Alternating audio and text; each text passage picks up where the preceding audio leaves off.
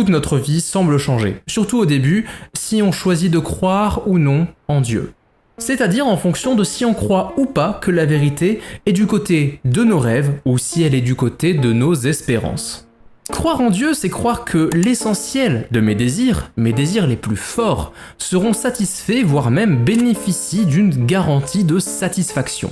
Alors qu'est-ce que nous désirons au fond par-dessus tout ? Ne pas mourir, retrouver ce que nous avons perdu et être aimé. Que nous dit la religion ? Que nous ne mourrons pas, ou alors pas vraiment, que nous allons retrouver les êtres que nous avons aimés et perdus, enfin que nous sommes aimés au-delà de toute espérance. Comme c'est enviable. Alors, pourquoi vouloir changer ? Pourquoi passer de l'indifférence à l'athéisme ?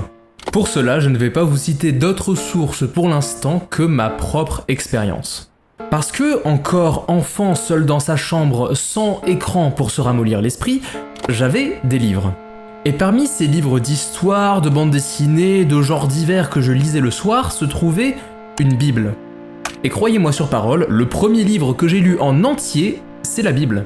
Et j'ai été rassuré, une fois l'angoisse existentielle arrivée au temps de l'adolescence, d'avoir une réponse à la question « Pourquoi je suis ici ?» Cependant, cette réponse, bien que rassurante, ne me convenait pas, justement, parce qu'elle me rassurait. Je me méfiais, et me méfie toujours d'ailleurs, des vérités plaisantes, car nous sommes bien placés en tant qu'être humain pour savoir que la vérité ne fait pas très souvent plaisir à entendre.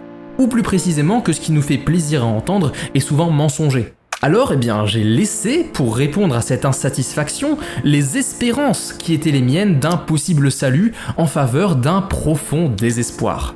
Non pas que j'étais croyant, je ne l'ai jamais été, mais j'ai trouvé un certain réconfort dans la lecture de quelque chose qui me disait tout ce que j'avais envie d'entendre.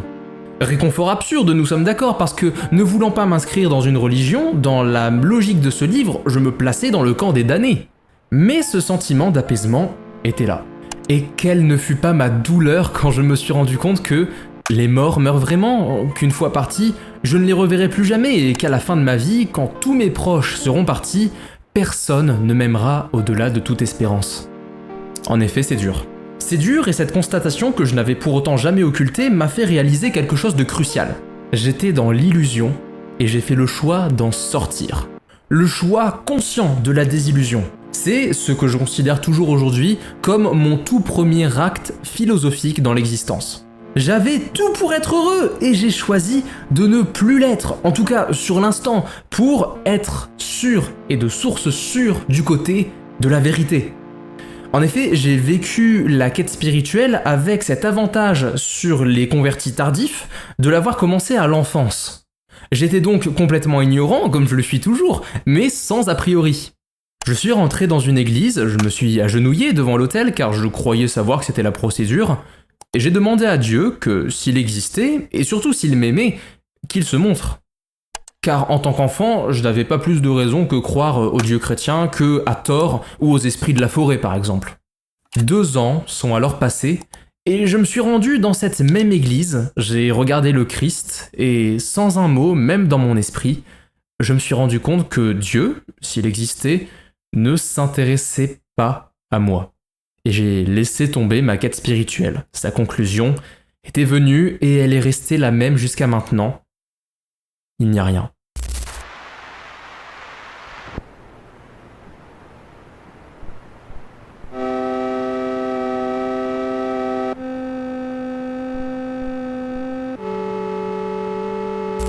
Le difficile est là, l'athéisme est difficile. Il est difficile d'affronter ce qu'il y a de désespérant, au sens de la négation de l'espérance, dans la condition humaine. Je suis désespéré, je laisse de côté mes espérances, non seulement parce que je suis triste, mais je suis triste parce que mon fragile bonheur s'est brisé. Je vois l'envers du décor et en l'occurrence, derrière ce décor, je n'ai rien vu. Pour stopper la métaphore et parler clairement, Dieu a cessé d'exister ce jour et je n'ai rien vu d'autre que le monde tel qu'il est. Et au-delà de ce monde, le néant. À l'illusion succédait alors un vrai cauchemar. Et c'est l'illusion qu'ont dû porter et portent toujours les apostats. Ceux qui ont quitté Dieu, ceux qui ont fait le choix, comme moi enfant, de regarder Dieu dans les yeux et de ne voir en lui qu'un mythe. Mais surtout, n'allez pas croire que j'ai fait ce choix du désespoir par goût pour la tristesse. C'est en réalité tout le contraire, mais pour le comprendre, il va falloir entrer, si vous le voulez bien, un petit peu dans les termes. Une réaction naturelle face à la perte de repères est de se tourner vers le matérialisme. Alors le choix du matérialisme, c'est justement, plutôt que de dire si la vie ne répond pas à mes espérances, c'est la vie qui a tort, répondre que la vie fait ce qu'elle peut. Alors répondre cela, c'est une façon poétique de dire que la vie n'est qu'un terme flou et indéterminé qui au final ne veut pas dire grand-chose. Dire que la vie est nulle ou que la vie est belle, ça sert à rien, justement parce que le matérialisme nous dit que la vie est à prendre ou à laisser. Ce sont peut-être mes espérances qui, dès le départ, sont infondées et qui me font dire une fois la vie devant moi, c'est nul. Non, ce n'est pas nul. En tout cas pas tout le temps, il est vrai que le monde est rempli de pauvres gens à l'existence difficilement enviable, mais puisque je parle de moi, mes espérances en effet étaient mauvaises. J'attendais que la vie me donne ce que j'en espérais, mais pour parler poliment, la vie n'en a cure de ma petite personne. Et ainsi vient l'utilité d'une pensée critiquable mais sur ce point éclairante, celle de Lénine. Alors on va pas repasser sur la guerre civile de 1918 qu'il a participé à déclencher, la terreur rouge de la Tchéka, les arrestations massives des opposants au pouvoir, les exécutions sommaires, les camps de concentration et les famines dans le sud de la Russie qu'il a ordonné pour sauver le régime. Bref, on va pas parler de ça, car ce n'est pas notre point, mais uniquement une de ses idées dans Matérialisme et empiriocriticisme, ouvrage publié en 1909 à Moscou. Ce texte s'inscrit dans la philosophie, pour faire simple, du matérialisme dit dialectique. Le matérialisme, c'est une doctrine philosophique qui affirme que la matière est première, et que la pensée, la conscience, les idées en sont des produits secondaires. C'est ce qui vient s'opposer radicalement à l'idéalisme de Platon et des religions, où l'esprit et les idées sont premiers. Vient alors l'image de la ligne de Démocrite que Lénine vient utiliser ici pour illustrer sa pensée matérialiste. Démocrite, c'est un philosophe grec du 5e siècle avant Jésus-Christ qui s'inscrit dans la pensée atomiste. Dans ce schéma, l'atomisme de Démocrite consiste à dire que tout est composé d'atomes et de vide, ce qui était déjà révolutionnaire au 5e siècle, mais hautement critiqué par ses contemporains. Ainsi, dans sa logique, la pensée elle-même est un mouvement d'atomes, donc la réalité existe indépendamment de l'esprit humain, pour faire simple. C'est pourquoi Démocrite est considéré, a posteriori, comme le plus scientifique des philosophes grecs, voire comme le père de la science moderne, bien que ses idées reposent sur des bases très différentes de celles-ci. La véritable convergence se situe dans le doute et le scepticisme qu'il exprime dans sa phrase « En réalité, nous ne savons rien, car la vérité est au fond du puits ». Nous voici alors devant une attitude de pure humilité devant la connaissance. Le puits symbolise la profondeur, l'inaccessibilité et le caractère caché de la vérité. La vérité existe, mais elle n'est pas donnée directement. Elle est cachée sous la surface des apparences. Et l'homme ne perçoit que des bribes, des reflets, mais jamais le fond lui-même. Ce qui est caché, ce sont les atomes, la réalité ultime, ce qui est invisible à nos sens. La ligne de Démocrite désigne donc chez Lénine toute la tradition matérialiste en philosophie qui va de l'atomisme antique jusqu'au matérialisme dialectique marxiste.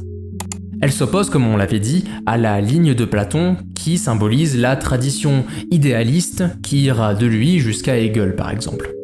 Mais pour Lénine, ce n'est pas qu'un débat théorique. S'allier à la ligne de Démocrite, c'est adopter une conception scientifique et révolutionnaire du monde. Parfois trop révolutionnaire, on l'a vu, mais le débat est pas là. La ligne de Platon mène à la religion et sert, selon lui, à justifier l'ordre social bourgeois. Là, on rentre donc dans la philosophie marxiste, mais quel est le lien avec notre athéisme ?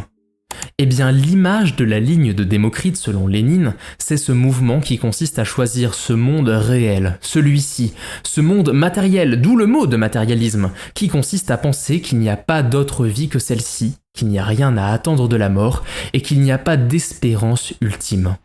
Mais que dans cet espace-là, dans ce monde, dans cette vie, on peut atteindre le plaisir, qui est notre expérience quotidienne à tous, on peut atteindre la joie, on peut atteindre le bonheur.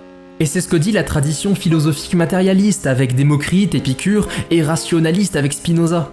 c'est qu'on peut éprouver dans cette vie, bien plus que dans les espérances religieuses, une plénitude de paix. Une plénitude de bonheur que Spinoza a appelé la béatitude et que les Grecs anciens appelaient l'ataraxie ou la patheia. Il ne s'agit donc pas de choisir entre le bonheur et le malheur, mais simplement de dire qu'on ne peut pas avoir l'un sans l'autre. Chose très simple, mais qui demande un grand développement. Et je pense en effet que nous n'aurons de bonheur qu'à propension du désespoir que nous serons capables de supporter. Alors le matérialisme, sans être fondamentalement athée, est indissociable de la critique de la religion. Et il nous vient alors, et m'est venue par la même occasion, une comparaison évidente sur la nature de notre rapport avec Dieu. Dieu joue le rôle de notre Père et nous le vivons comme une relation amoureuse. Et cette constatation qui mûrissait dans mon jeune esprit, mais qui n'avait pas la culture générale assez développée pour pouvoir pleinement se formuler correctement, a trouvé une nouvelle résonance quand j'ai lu, et vous vous y attendiez quand j'ai parlé de la figure du père, lu Freud. J'ai lu Freud quand j'étais en prépa. J'ai débuté par son interprétation des rêves, ses leçons de psychanalyse, son complexe d'Oedipe, son moi et son ça, et au beau milieu de tout cela, je tombe au détour d'une librairie sur un livre à la couverture intrigante. L'avenir d'une illusion, avec un crucifix brisé en couverture. Curieux, je m'en empare, lis la 4e de couverture, et c'était fait.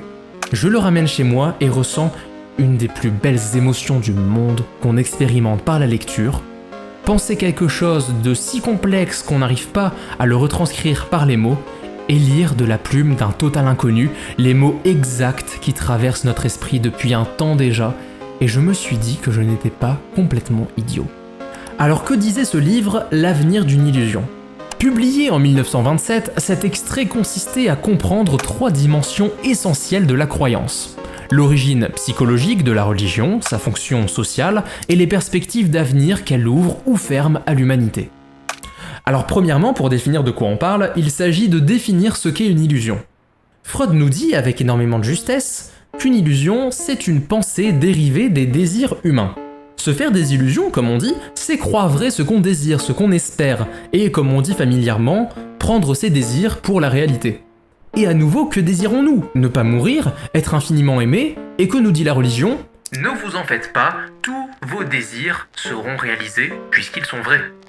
Donc pour Freud, la religion est une illusion, en ceci qu'elle est une pensée dérivée non pas d'un savoir, puisque d'évidence il n'existe pas de savoir de Dieu, il est l'inconnaissable même, mais dérivée de nos désirs. Et par ailleurs, il ne vous a pas échappé que le titre du livre est oxymorique. L'avenir d'une illusion, c'est paradoxal comme idée. Une illusion, par définition, n'a pas d'avenir, elle ne mène, fatalement, et immanquablement qu'à la désillusion. Et voilà tout le point de Freud. Par chance, j'ai vécu la fin de cette illusion très tôt et j'en suis profondément heureux parce que imaginez une personne qui vit la fin d'une illusion qui a structuré toute son existence. Quelle souffrance terrible ça doit être d'oser enfin être honnête avec soi dans ces moments et ô combien il doit être, je pense, préférable de se réfugier dans le déni de sa propre faute pour se préserver du désespoir. Mais pour bien comprendre Freud, il faut insister sur l'aspect affectif du père. Évidemment, figure freudienne essentielle que nous allons expliquer brièvement, le père symbolise la protection contre l'angoisse. L'enfant, fragile face à l'immensité du monde et de ce qu'il y a au-delà, s'en remet au père pour affronter les dangers. Devenu adulte, l'homme garde ce besoin de consolation. Mais comme son père terrestre n'est plus là, il en invente un autre, le Père céleste. Dieu devient alors un substitut psychologique. Il protège contre la mort, justifie le bonheur, garantit justice et apporte le bonheur. 4 actions combinées dans le premier disque 4 en 1. La religion, en ce sens, est la protection de ce lien infantile sur le plan cosmique. Ainsi, l'homme religieux croit en l'existence d'un Dieu tout-puissant, bienveillant, protecteur et garant de la justice universelle, une protection psychique du rapport à la figure paternelle face à l'angoisse du monde, de la mort, du malheur et des forces de la nature. De ce point de vue, la religion est comparable à un retour en enfance. Le croyant s'abandonne à une figure protectrice, comme l'enfant se confie à son père. Alors attention, là Freud fait une belle métaphore, et je suis le premier à dire qu'une belle métaphore ne garantit pas une vérité.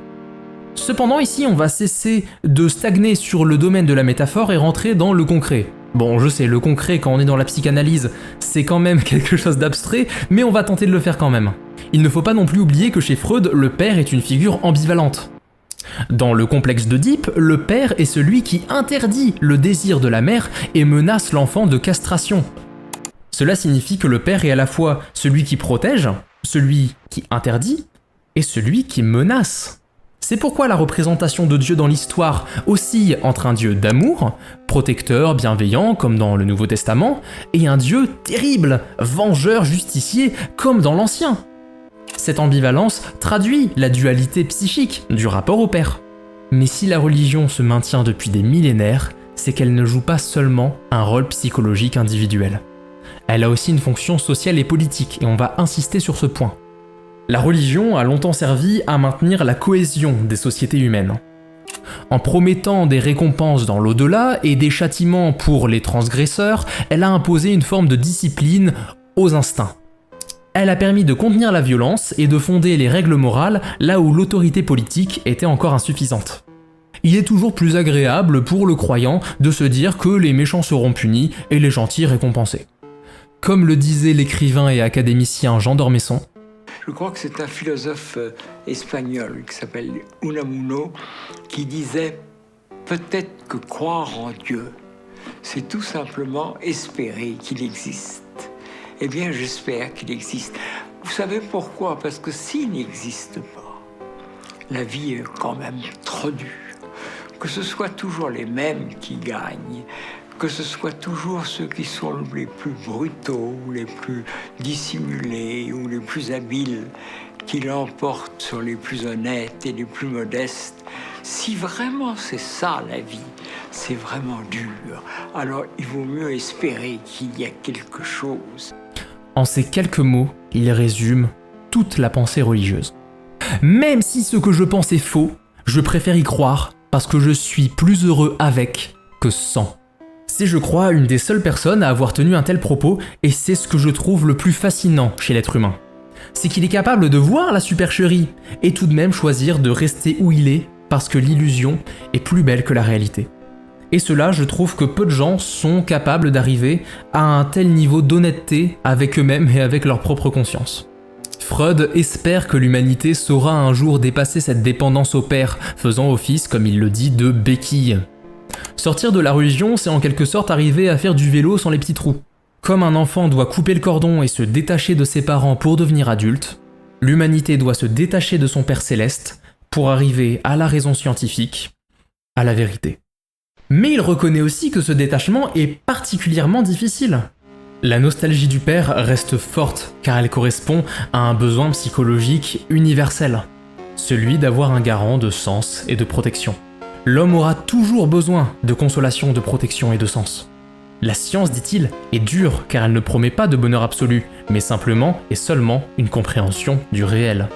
Dès lors, l'illusion religieuse peut persister encore longtemps puisqu'elle satisfait des besoins affectifs que la raison seule ne peut combler. Nous sommes alors tous les fameux animaux métaphysiques de Schopenhauer. Je devrais penser à en faire une vidéo d'ailleurs. C'est en cela que je précise que la relation au divin est au-delà d'être une relation paternelle de substitution, une relation amoureuse. L'amour, parlons-en un peu. Qu'est-ce que l'amour? Alors, j'en ai absolument aucune idée, tout comme vous, mais nous avons l'avantage d'avoir, en tout cas je vous le souhaite, été aimé par quelqu'un et là, pour sûr, avoir aimé quelqu'un au cours de notre vie. Alors que nous disent ceux à qui il convient de s'adresser en cas de doute? Les anciens. Eh bien, les philosophes ont à travers le temps élaboré des théories de l'amour très précises, mais je vais tâcher de simplifier au possible leurs pensées pour ne pas dévier de notre point. Le verbe aimer est utilisé, comme vous le savez, sur des choses très larges. On aime son père, sa copine, ses amis, ses enfants, mais on aime aussi le chocolat ou les films. Alors, quelle est la différence ? Eh bien pour cela, il faut lire la Somme théologique 1 et 2 de saint Thomas d'Aquin, ce qui est déjà très pénible. Mais si vous le faites, vous trouverez à la question 26 la réponse à notre question. Thomas d'Aquin distingue en effet deux formes d'amour. L'amour de concupiscence, c'est aimer une chose pour le bien qu'elle nous procure. Exemple, aimer le vin pour le plaisir qu'il nous donne. Autrement dit, on ne l'aime pas pour son bien à lui, mais pour le nôtre. Et l'amour de bienveillance. C'est aimer quelqu'un en voulant justement son bien, en se tournant vers lui sans chercher nécessairement un profit pour soi. C'est le type d'amour le plus pur, l'amour altruiste, celui qui vise le bien de l'autre pour lui-même et indépendamment du nôtre. Cela étant dit, il nous reste la comparaison avec l'amour de Dieu, et seulement maintenant nous pouvons arriver à la métaphore du couple. Alors pourquoi, avant de commencer, faire toutes ces précisions, me direz-vous ? Enfin, vous me direz pas du tout ça, mais c'est pour la narration. Eh bien tout simplement pour tenter de rationaliser l'irrationnel.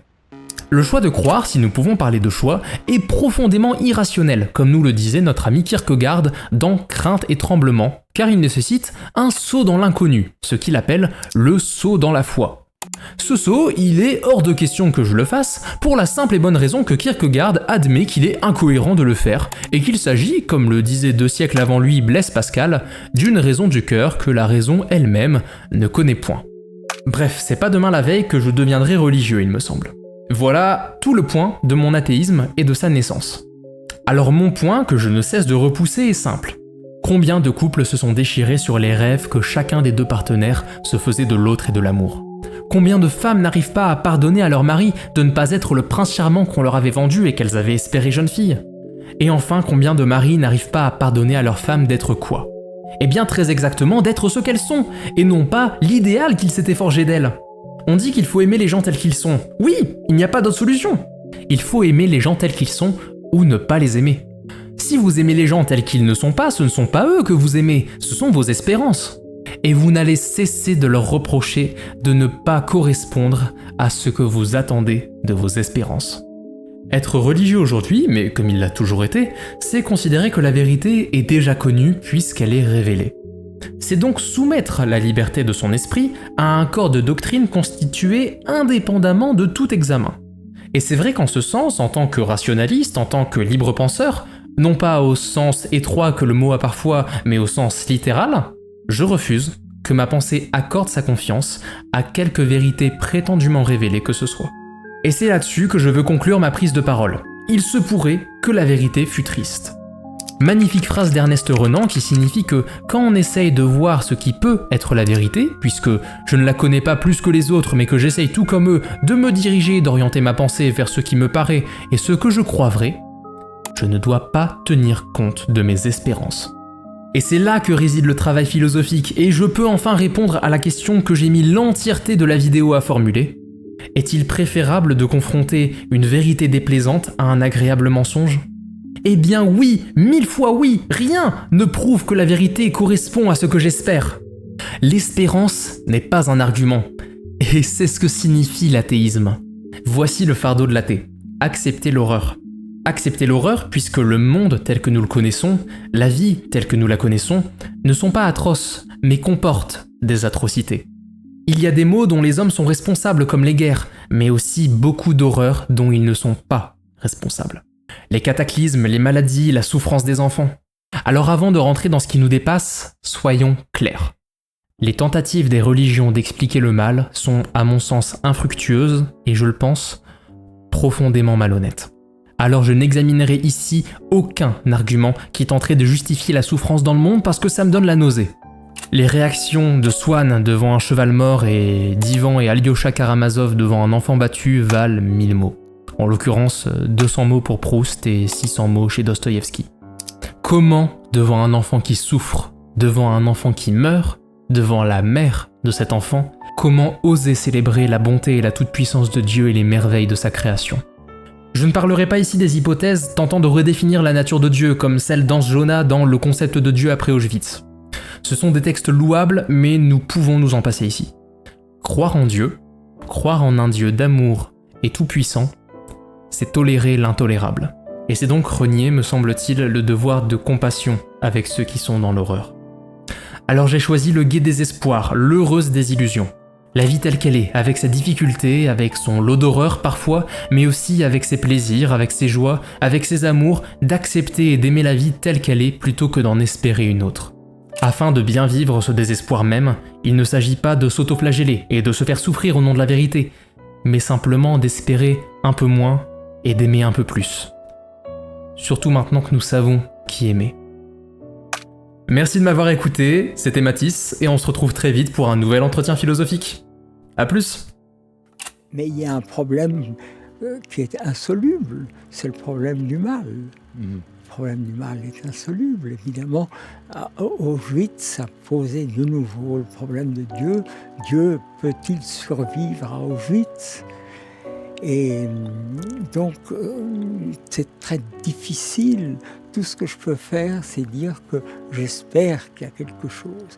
S'il n'y a rien, vous savez, s'il n'y a rien... C'est pas grave. C'est triste. Voilà, comme dit Renan. Voilà, on en revient. On en revient à Renan, c'est triste. Mais vous savez qui sont les gens que j'admire le plus ? Les gens que j'admire le plus, ce sont les athées. Pourquoi ? Parce que les athées font du bien aux autres. Les médecins athées, les gens les avocats athées, les gens qui s'occupent des autres sans croire à Dieu. Est-ce que ce n'est pas très supérieur à ceux qui font du bien en attendant une récompense ? Ma formule est que à la droite de Dieu, il y aura un athée.